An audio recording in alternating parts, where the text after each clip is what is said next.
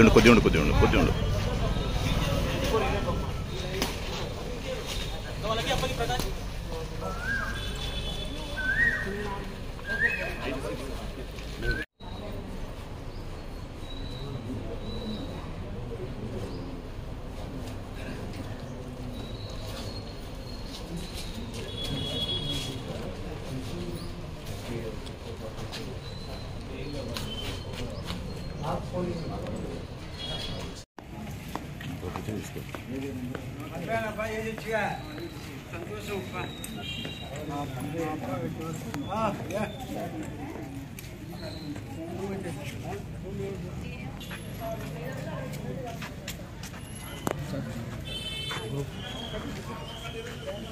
పెద్దసారి వస్తుంది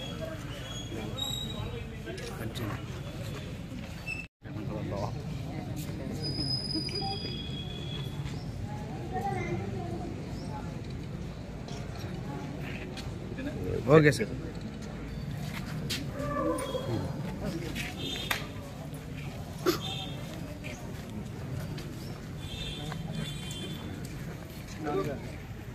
ration card ఉందా జరగదు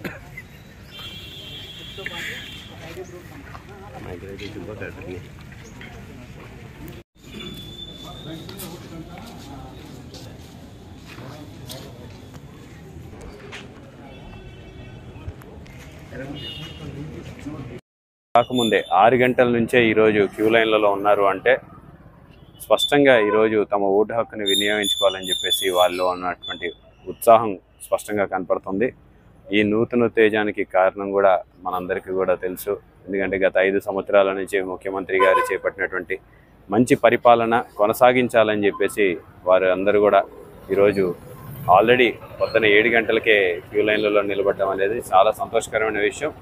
మరి మాకు 100% మళ్ళీ వైఎస్ఆర్సీపీ ప్రభుత్వం ఏర్పడుతుందని చెప్పేసి పూర్తి విశ్వాసం ఉంది.